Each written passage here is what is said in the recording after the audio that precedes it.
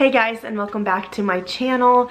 So I am at home right now because I went to go edit a vlog that I made for you guys that I was actually super proud of, and I'm normally not like really proud of my work or whatever, but I made this vlog on Halloween where I just shared a lot of different Halloween activities that I did with my students so that maybe you guys could use them next year.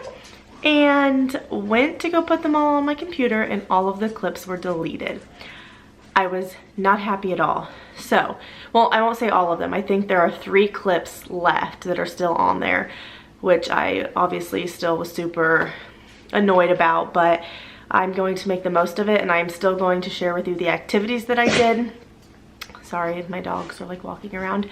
I'm still going to share with you guys the activities that I did, but obviously I won't have all of the clips, which is, again, not the best case scenario, but at least I am still sharing with you guys some content that I wanted to get up. So first thing on Halloween that I was going to share with you guys is my team and I dressed up as M&Ms. I was the yellow M&M. I will insert a picture so that you can see that. So this is what happened. I'm going to show you guys on my... So here I am trying to edit it, and I am missing all of those gray clips are clips that I'm missing. So I actually have 4 clips on here still. Not cool. Anyways, I'm going to be sharing with you guys some activities still because I think it would still be a fun thing to do. So one activity that I did with my students is called a pumpkin investigation, and basically the very first thing I did was I read how many seeds in a pumpkin to my students, and that kind of just goes over counting strategies and estimation strategies for counting seeds in a pumpkin. And we went over how counting by ones is not going to be the best option when you're counting seeds out of a pumpkin, and how honestly even 2s wouldn't be the best case scenario. You would want to do either 10s or 20s or even 30s if you're really good at counting by 30s, and that would be maybe something that you could do. So we talked about that, and I put them in 5 groups of 4. And as a group, they had to do the scientific method on how many seeds they thought that were in their pumpkin. Each group got 1 pumpkin. And after they were done kind of weighing the pumpkin, measuring it, describing what the outside looks like, what they think the inside looks like, I then let them go ahead and cut the top of the pumpkin out, and they got to get all of the guts out. And then they had to use like their strategy on counting the seeds in their pumpkin, and they had to estimate how many seeds they thought were in their pumpkin before they opened it up. So I have a little bit of a clip on this. I had more, but obviously it deleted. So I will insert the clip of them kind of counting their seeds after I'm done explaining it. And then after they were done counting their seeds, the next thing I did was I actually let them go ahead and carve their pumpkins with their group. And that was something, just kind of a little incentive of, oh hey, you counted all of your seeds, you did the STEM activity that you were supposed to, so now you get to carve your pumpkins. I will go ahead and link the resource that I used on this because it is actually one of my sorority sisters' resources. I think it's Flourish in 4th is her TPT name, and if you go and check it out, please tell her that I sent you. I think that she would love that, so I will link that below. I'm not going to show you that one because I do have a little bit of a clip on it, but it was a really fun activity. The only thing I would do different is I would start a little bit sooner. I actually started the week of Halloween, and I wish I would have started maybe the week before Halloween, so I had a little bit of more days to work with. Oh yeah, look at all that seed that's going on. Good job, guys. We're doing good. Did you get it, Jacoby? Who's in your group? No, I'm trying to fix the top. Good job. I'm touching the top. No, where's 21? I feel like it's 84 or something. Good job.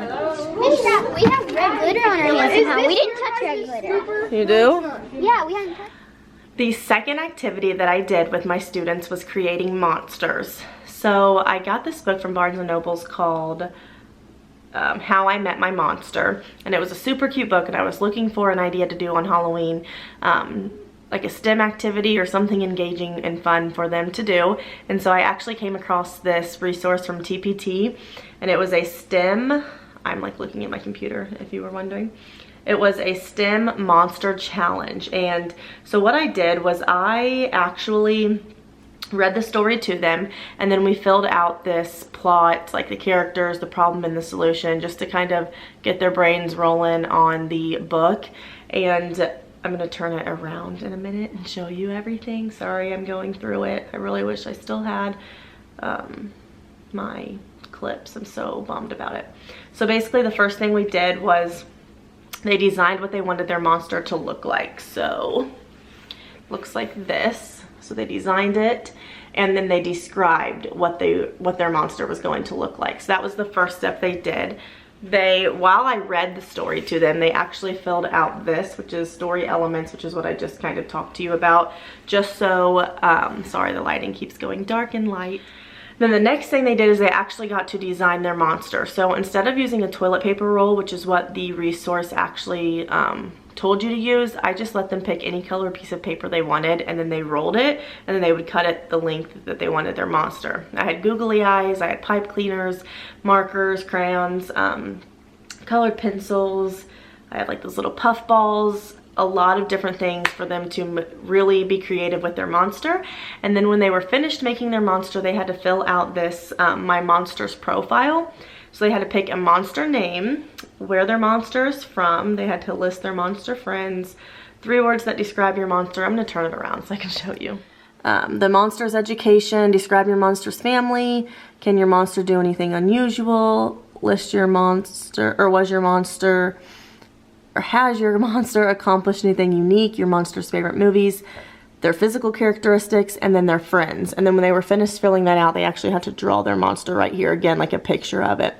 So that was really fun for them. And then after they were done designing their monster, they had to do the profile, and then they were finished with the activity. And it was really fun for them, just kind of change it up from our usual language arts block. So those are the 2 like activities that I did with my students.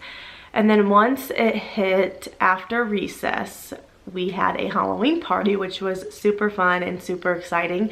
So while my students were at recess, I kind of got into character, and I put some of those like Dracula teeth in, I put a witch hat on, and when they came in, I told them that their teacher was gone. I disappeared her, made her disappear, and I told them the only way to get her back was if they did the activities that we were about to do really, really well. So obviously they totally bought into it. They loved it. They thought it was the funniest thing ever. And we did minute to win it activities. I told them my name was Miss Witch instead of Miss Craft, and it was just a whole lot of fun. So I did end up vlogging all of the activities I did, but like I told you, all of my activities are deleted. The clips are deleted. So I am just going to be sharing with you the minute to win it activities that I did, and some of them you'll be able to see, some of them I'll just explain it. I put them in 6 groups of 3, and basically had one person come up from each group to try and complete the challenge, and whoever could finish it in a minute or less, or finished it first, got a point for their group. If they got a point for their group, the whole group got to go up to this like prize bin that my mom helped me buy a bunch of things for, and they got to pick like a Halloween themed prize if they won that specific challenge. So the activity that we did was a marshmallow one, like I said, and they had to take a marshmallow and suck it in out of a straw and put it on the next plate, and they had to do this with 10 marshmallows. And I do have a clip for this, so I will go ahead and show you that right now.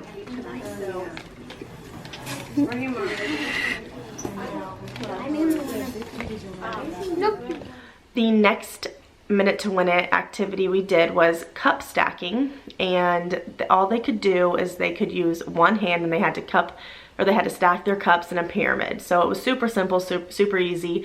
And I also have this filmed as well, so you guys will be able to see what that looks like too. Only one hand, sir. Keep going. Oh, this girl is good. The next thing we did, unfortunately, the clip got deleted, was I got a bowl and I put 10 candy corn pieces in there, and then I filled it up with whipped cream. And one person from each group had to put those Dracula teeth in, and they had to try and get the candy corn out with just their mouths only, and they had to get 10 of them out. So this was a super fun, a super messy one, but they really enjoyed it, and overall it was super fun. And I wish I had the clip. I know I keep saying that, but I'm so frustrated. So there's my dog. Well, one of them. That was a super fun one. I have my phone because I have them all listed on what we did. The 6th activity I did for the day was kind of similar. I put Cocoa Puffs and those fake spiders in a bowl. And again, each group had to put Dracula teeth in, and then they had to get all of the spiders out.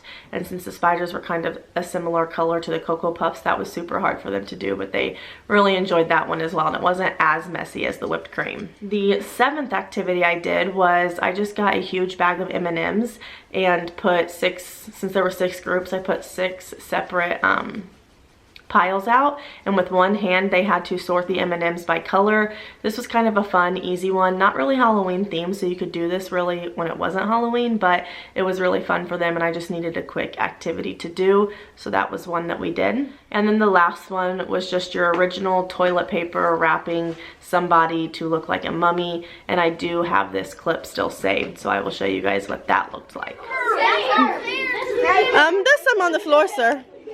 So once I was finished with all of these activities, my mom was actually there, and I had her kind of distract them, and I left the room. And then I came back in, and I was like, I'm back, and I acted like I was super tired and I had just ran, and they all came and gave me a huge hug, and it was just a really fun time. Some of them were like, this is the best Halloween party I've ever had, which just made my teacher heart so happy. But it was a really fun time, and like I said a million times, I'm so bummed out that a lot of my clips got deleted because I had all of it to share with you. But instead of dwelling on it, I decided to still go ahead and film and share my ideas with you, and I will just post the clips that I do have.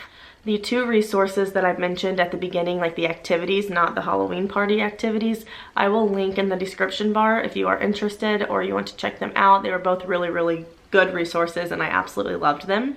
And I think that's about it. So although Halloween has passed, you could definitely use these activities next Halloween, or you could even use some of these activities for a fun minute to win it day classroom party that maybe your students have earned, and you just don't have to use the Halloween themed items like candy corn. You could use something else instead of candy corn.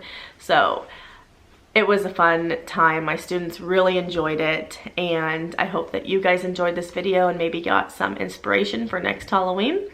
If you enjoyed this video, please give it a thumbs up, and don't forget to hit the subscribe button. And if you would like to see a Christmas version of this, but before Christmas, so you could actually do the activities this year, let me know and I will be sure to do that. And I will see you guys in my next video. Thank you guys so much for watching. Bye!